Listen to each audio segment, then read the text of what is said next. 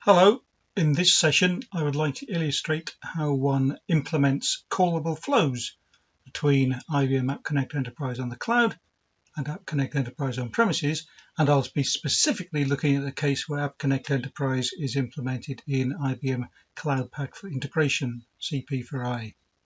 I'm showing on the screen here the Knowledge Center from IBM for IBM App Connect Enterprise software, specifically at the callable message flow section, which has a lot of information, but particularly includes this diagram you can see here, which illustrates the scenario I'll be setting up. So as the wording says immediately below, if your flows are split between ACE and App Connect on the cloud, the switch server is managed by App Connect in the cloud. That's the most important bit really at the beginning, is to emphasize that the switch server is implemented free of charge by IBM for you in IBM Cloud. In this particular case, my application running in the cloud is going to be invoking the callable flow with the callable flow invoke, and my callable flow itself will be implemented on premises, as I say, within Cloud Pak for Integration. And as it says in the wording just immediately down below here, you download a file from the cloud that configures the connectivity agent. So here we notice the agent configuration file is downloaded from the cloud and used to configure on premises. And the only extra bit of information that is not immediately obvious, which this video will demonstrate, is how to implement the agent configuration file within Cloud Pak for Integration. The first thing I need to do is to sign on to IBM Cloud to get to my App Connect software as a service in IBM Cloud to download the agent configuration file. So I'll sign on. I've now signed on to IBM Cloud and I can see all my services, and the one I want happens to be this one, App Connect in IBM Cloud. So I'll click it to select it. This takes me to this screen here, which is my App Connected IBM Cloud. I happen to have a server deployed, but we're not interested in that. What is important, however, is my list of callable flows. This shows for the switch server that comes as part of the service, part of IBM App Connect SaaS in IBM Cloud. This shows me what callable flows the switch server is aware of. And because I haven't configured anything yet, it's not aware of any callable flows yet. I'll be doing that for the rest of this video. So the first thing I'll do is make sure I download the agent configuration file that I talked about earlier. And in order to do that, I select to connect callable flows and download the configuration.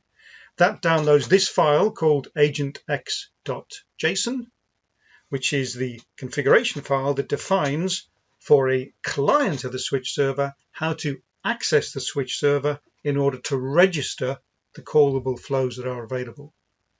There are instructions on the screen here about how to install and update the agent if you're running App Connect Enterprise on-premise in a traditional software manner, but we're not doing that.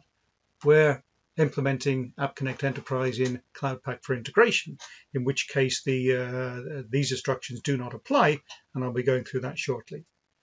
That's all I need to do here. So having connected callable flows and having downloaded the agentx.json file, I'll move on now to Cloud Pak for Integration. Jumping back to my picture, I'll just illustrate what I've done. I've taken this agent configuration file and I've simply downloaded it onto my workstation at the moment. So it's sitting waiting for me to use. I've also signed on to IBM App Connect Enterprise on Cloud, and the switch server is there. There's nothing really to see apart from that list of callable flows, but the switch server is there available. Now what I'll do is I'll show you the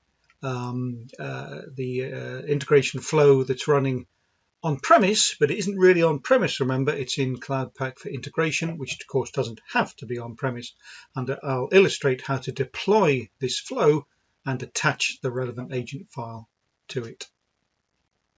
I've now signed on to Cloud Pak for Integration and gone to the Cloud Pak for Integration Navigator, which you can see in front of you now.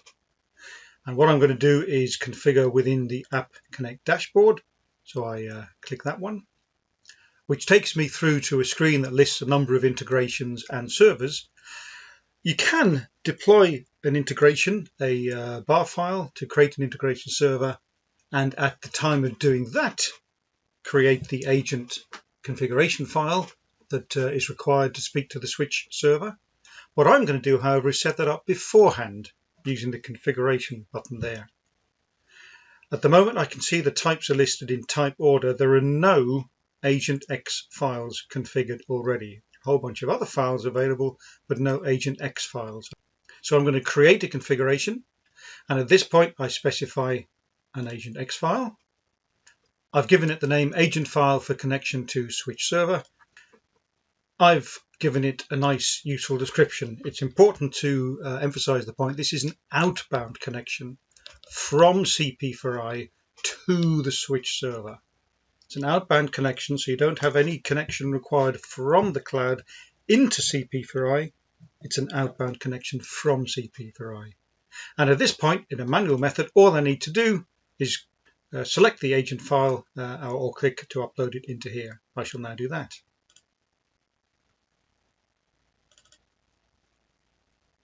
That file is now available. The configuration is now going to be stored as a secret. This agentx.json file is not going to be visible anymore. You can view it from this point here, and you can see there is the information. But once I create it, it is not visible. I've created that configuration. You can now see that the agentx file is available there. At this point, I can go and look at it. I can update it, certainly, give it a new description, for example, but the contents are redacted. I can't go and view them. So it is secure. This agentx configuration can now be used when I want to deploy my bar file. If I now jump to my ACE toolkit, you can see this in front of you here. And this is the callable flow that I have created. It starts with a callable input, and it ends with a callable reply. And the most important point is the name on the callable input, the endpoint name. You can see here is initiate complex processing. Inside this flow, you can do any number of things, and it's beyond the scope of this video to go into the detail of that. The name is the important thing here. So I'm now going to package this up as a bar file using standard ACE techniques, and then deploy the bar file to the CP4I. Here I am within the ACE toolkit. I've created a bar file. I have selected all the relevant elements I want to include in it. I shall build and save the bar file. Having built and saved the bar file, I can use it locally to my local integration nodes to test it out.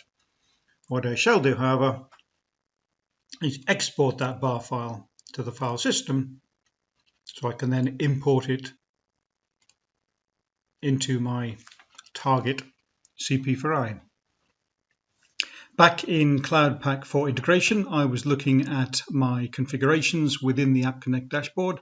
Let's get back to the dashboard itself.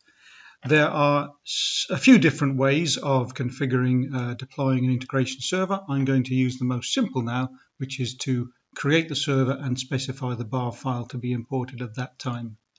So I'm specifying to create a server. It's a toolkit integration I'm going to create, not a designer integration. And at this point here, I can now select the bar file I've just created. There is my bar file. I can select that to be imported into the asset registry within App Connect in CP4I. Having specified that, this is now the point at which I make my callable flow connection. This is the point at which I specify as a configuration to go with this bar file to be part of the integration server, the name of the configuration, the agentx configuration that you saw me creating just a few minutes ago. And that's basically the main requirement to match the two together. At this point, I can say carry on, give it a name. There are obviously a bunch of settings I could set at this point. For this very basic configuration, I'm going to specify create now, and off it goes and starts to implement my integration server. It will remain unavailable for a few minutes. On this particular environment, it typically takes between 3 and 4 minutes before it becomes initially available. Back in my IBM App Connect in the Cloud dashboard on the Callable Flows tab, I can see no callable flows yet. I press F5 to refresh. This is while the integration server is being deployed in the background. As I say, it could take a few minutes to be deployed. I press F5 occasionally and we should see the callable flow appear on this screen here in just a moment. And there it is. There is my callable flow, which has now finished building on CP4I, has registered itself using the AgentX file with the switch server up in App Connecting Cloud, and you can see its details there.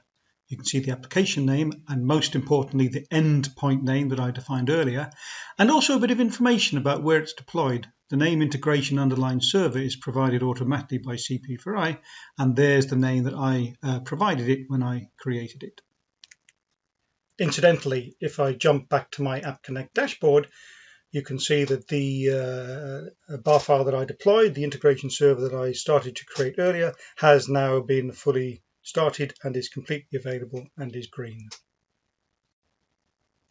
I've just jumped back to the picture to illustrate what I've done. I've now deployed the callable flow within an integration server inside Cloud Pak for integration, which on this diagram is shown as on premises. And importantly, I have, of course, attached the AgentX.json agent configuration file to it. I'll now go to the App Connect Enterprise on the cloud and show very briefly how to configure an application to invoke that callable flow. So back in IBM App Connect in the cloud, I was on the Callable Flows tab, as you can see here, and there's my callable flow. If I jump back to the home, I'm going to create a flow which then uses the callable flow. It doesn't matter how I start the flow. I'll happen to use the arrival of a new email. That isn't important to the illustration I'm going to do, which is to select what happens after the emails arrive. And at this point, I can select which application to add, and it's going to be a callable flow. And the important point here is that when I add the invoke, the system knows, IBM App Connect knows, that there is a callable flow in an application called CP4I Work, which you saw earlier. And if I select that, it then shows for me the available endpoints. There is only one endpoint at the moment, initiate complex processing. And that's essentially it. There's nothing more that is required. I could start the flow. The email would arrive and the callable flow would be invoked. Obviously, typically I need to do some mapping. For example, I really ought to pass the callable flow some message data, and possibly I could select some values to put in the local environment variables. The details of what goes into a callable flow are outside the scope of this particular session. So finally, looking at the picture, I'll just close off this session by confirming what the last bit I've done here, which was to go to IBM App Connect Enterprise on the cloud and create an application to invoke the callable flow I just created. Because I was creating that integration on the cloud, it already knew about the switch server because the switch server is also on the cloud. So having created the application there, it now has access to the callable flow. I do hope this has proved useful to you. Thank you very much indeed for watching.